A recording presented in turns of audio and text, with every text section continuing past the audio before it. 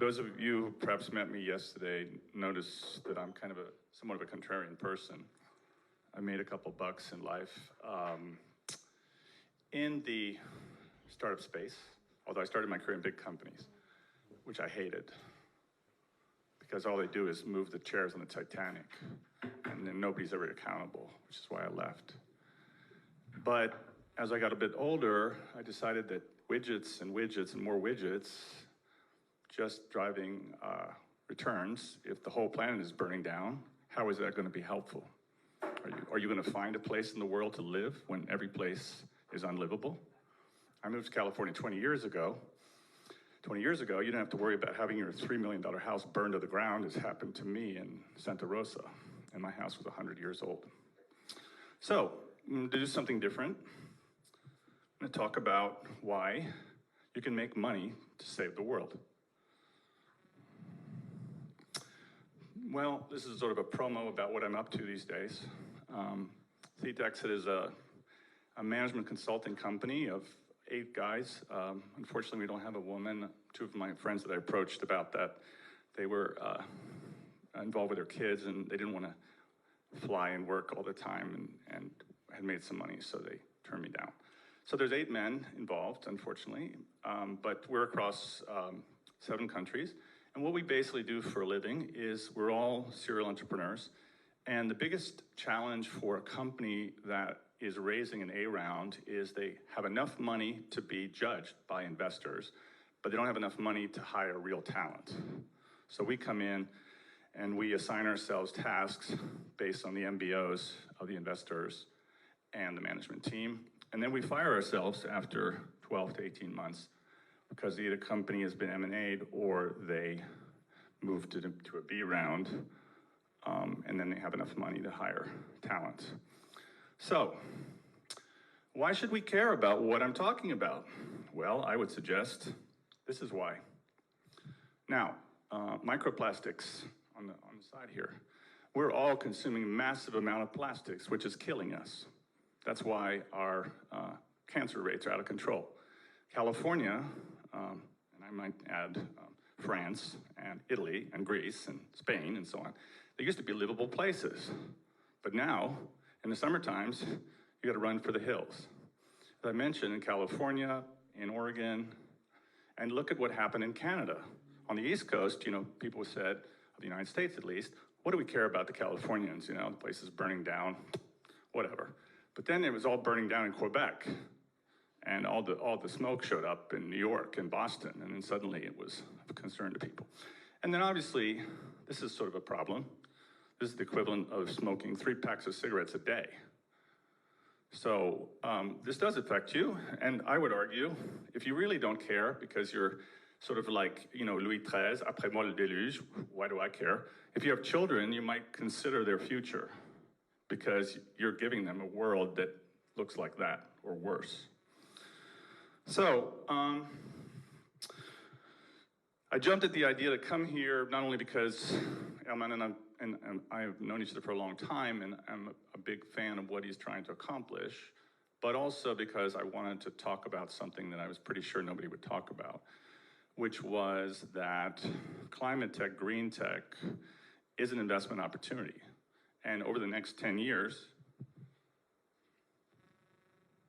did it go out?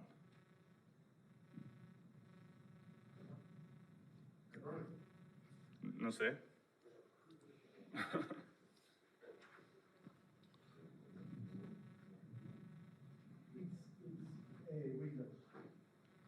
Okay. Well, that's great. Well, can somebody maybe help me out on that one? Okay, so I'll just keep talking and then we'll come back to that. So what you would have seen if my slides were here, you would have seen that in 2018, the combined global investments in climate tech, green tech, and that's sort of the same thing, was 12 billion in 2018 and was 81 billion in 2022. So you can see that it's like this. Now, what do we define as climate tech investments? energy decarbonization, industry decarbonization, less destructive food and agriculture, the circular economy, which you probably understand is like trying to have not like single-use plastic is the perfect case for not a circular economy. You produce a plastic, use tremendous amount of energy, and then you trash the world with it. Thank you, Coca-Cola, PepsiCo, and all these people. And ourselves, because we're too frigging lazy to carry a glass bottle.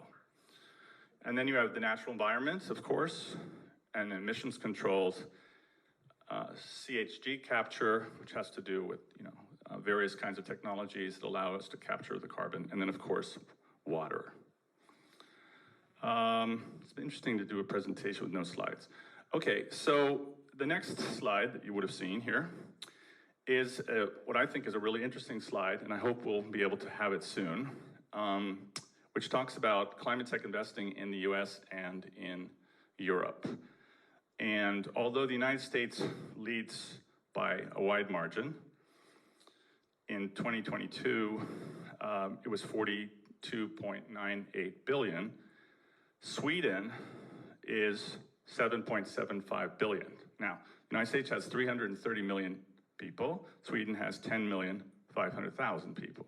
So that tells you how far ahead Sweden is in this area. And in fact, if you look on year variations as far as investing in climate tech in 2022, and I'm referencing 2022 because the stats for 2023 are somewhat uneven, and so therefore the comparisons are not that great. I mean, obviously it tanked, but not as much as a lot of other things. But the year-on-year variation with Finland and Switzerland, and by the way, France, was an increase anywhere between the year 2021 and 2022 of 150% more investing, to, in the case of France, 75%, whereas in the US was only an increase of 8%. All right, the next slide that you would have seen is an unfortunate slide which showed Spanish clean tech VC investment. Now, as I mentioned, Sweden is 7.8 billion with 10 million people. Spain has considerably more than 10 million people, but unfortunately last year, 44 million was invested in climate tech in Spain, which I would suggest is pretty modest considering the state of affairs in Spain as far as climate tech, i.e. Not having water, having fires, and a lot of other problems. So the next slide, well, how do I describe this slide? What I would have shown you is a share of funding across all the sectors that you saw before. And the key thing that you would have noticed would have been that water and energy and transportation are the three principal areas where the vast majority, something like 78% of all the climate tech investment is going. The next slide that I was planning on showing you, and I'll, hopefully you guys will all get this slide presentation and then you can call me up and ask me what I talked about. Pre-money valuations in the client, believe it or not, if I were to give you, let's say, 6 sectors, climate tech, mobility tech, food tech, IoT, AI, what would be your opinion as far as the pre-money valuations? Who would be number one? So I'll say this again. Now we're going to play a game since I can't show slides. Climate tech, mobility tech, food tech, IoT, AI. Who would you think would be number one? By a mile, climate tech. And that suggests to me that despite the power of the oil and gas industry worldwide and the car companies who are doing everything possible to ruin our planet, people actually realize that that the world is on fire, literally, and that over the next 10 years, if we don't do something, because governments can't solve the problem, they're beholden to the oil and gas companies and the car companies. So the private sector has to do something about it. So I believe if you look at VC funding, which is traditionally a 10-year cycle, that whereas AI, and I don't quite agree with my friend Benjamin about AI, I think vertical AI applications are tremendous because they provide insights into vertical problems. There's a very interesting recycling company startup in, for example, in the UK that's using cameras and AI to better recycle in a much better and systematic way. So that was that slide. The next slide that you would have seen is a slide which talks about the funding landscape for 2023. And because I don't want to bore you guys and go back 12 slides, hopefully this will come up soon, let's just say that it dropped off significantly, just like everyone else. But the drop-off in terms of funding went from... Sorry. No. I mean, it's like, you know, if you got to be, and I know a lot of us are a little bit older, so when you get a little bit older, you can expect anything. The next thing we'll have is an earthquake in Spain, and so on. So, if we go back to what this is the slide I was showing you, and that's why I think it's quite interesting and unexpected. Because I didn't have those slides earlier to show you, the climate tech space, I think, is unique as an asset class for investors because there is considerable debt and grants that are in the space, which is not true of a traditional VC business, right? So, for example, even though there's been a significant drop, although not as significant in climate tech, green tech, as in a lot of other industries with the exception of AI, which is the current, as you know, flavor of the day, as they say, there was grants that made up quite a bit of the difference across many countries. And that's something that's somewhat unique, which would protect you as an investor. You know, obviously, just like everything else, there was a considerable drop.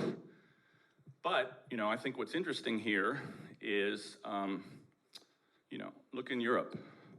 It's, you know, sky is not falling. Now, there was obviously the focus was more on earlier stage companies as later stage companies. Seeds didn't do quite as well. Now this is a replication of the previous slide, and again, you know, we can see here, you know, what's been happening. But this is what I wanted us to focus on is the grants, right?